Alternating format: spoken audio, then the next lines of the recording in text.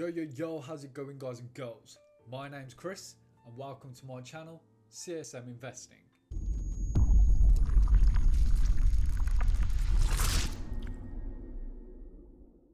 Something slightly different here on the channel today. Instead of talking about stocks, investing, or even your money problems, we're going to be talking about how to actually get a mentor, or how to actually get someone to become your mentor. We're not going to talk about how they can help you, but how to actually find one. Some of you in life might actually not want someone to look up to give you financial advice, or someone to pave your way, so to say. But trust me when I say it is incredibly important for you to have a mentor. Without one, how are you going to know where to go? But before we get into any of that, please do realise that I'm not a financial advisor, and anything that I do say, please take with a pinch of salt. And since you're all here, I hope you enjoy the video. So the first and most obvious one is getting a mentor from your family.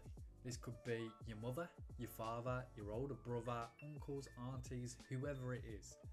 But with this option, there can be some complications, as discussing money with family, it can be a touchy subject sometimes, as if you go to your uncle for financial advice, let's say, but your mum and dad don't like the fact that you're doing that, it can get a bit heated sometimes. So make sure that everyone is happy before you do that. And if you take my parents, for example, they're very old-fashioned. They have money, let's not look anyway, they're alright, they've done well for themselves, but they are very old-fashioned. They're like, save, don't take no risks. Whereas when I have a child, I know for a fact that I'm going to open a ISA for them that tracks the S&P 500. That way they'll be compounding and reinvesting dividends from an early age with an average annual return of 7%. So they're going to be set up for life. Whereas if you keep it in the bank, you're going to be earning 0.001% on your money, which isn't worth it. But you should always choose your mentors wisely, as a mentor should push you, make you go further in life, and show you a path that will lead to financial freedom. That is what a mentor should be.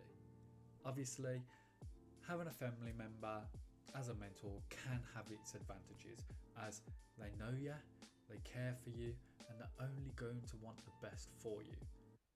So in a way, it can have its advantages. But as I said at the beginning, be careful. The next one would be someone like your boss, whether this is your manager, your area manager, your regional manager, or even a CEO in some circumstances. Now, I get that with this example, I'm not really aiming it towards like the self-employed.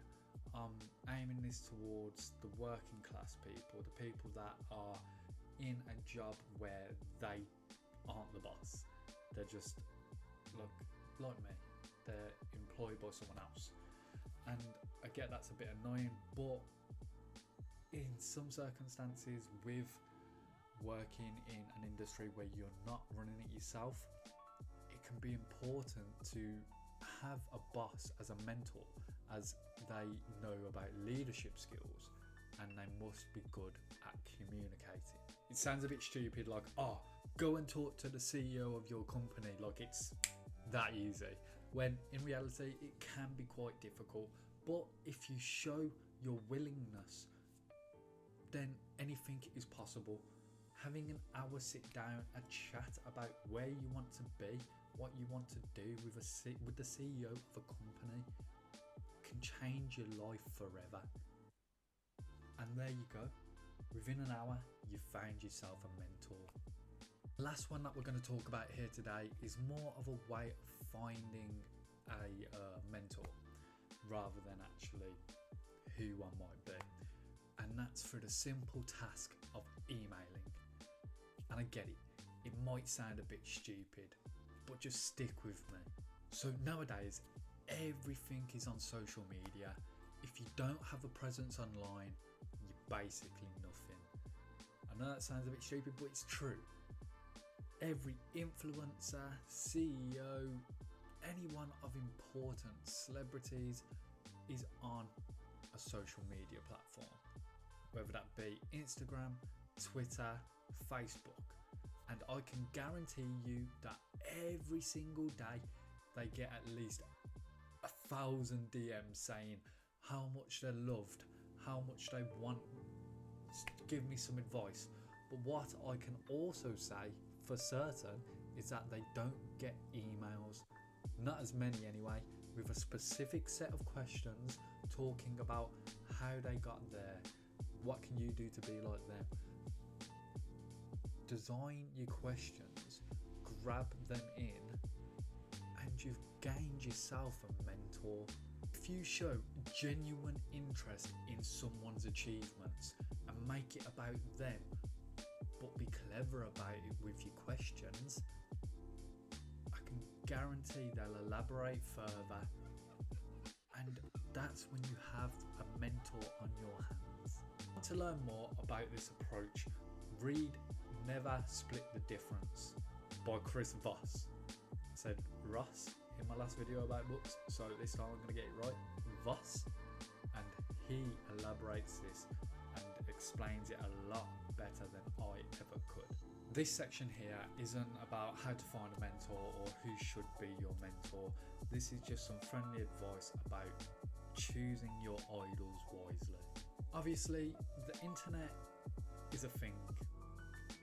I know that's probably one of the most dumb things I've ever said, but in this era it's a little bit difficult to choose who you respect and who you idolise, because there's so many people out there saying different things. But I can guarantee if you idolise someone like Kim Kardashian, you're not going to get very far in life. I get it, she can be fun, she's attractive, whatever, but if you idolise her and you want to base your life around her, you're not going to get very far. If you want to idolise people like Malcolm X, Gandhi, someone like a CEO of a company who will further your financial career. Like, don't look at these reality TV stars and think, that's who I want to be. I need a sugar daddy. Nice. Like, be independent. Look at someone who's built something from the ground up, and look at people who have changed other people's lives for the better. That's all I can say. My final thoughts here are that having a mentor is of the utmost importance. I'm not going to lie to you, it would really help you in your life if you get a mentor. And if you don't have one right now, you have the tools from watching this video to go and find one, and who to look for. Trust me, it will be the best thing that you ever did for yourself. Don't just sit around and do nothing. You're wasting your time. You have 24 hours in a day. So if you work for 8 hours, you sleep for 8 hours. You have an extra 8 hours there of free time. Work on a side hustle. Find someone who can help further your life for the better. You'll thank yourself, trust me. I'm Chris, and thanks for coming to my channel. Peace.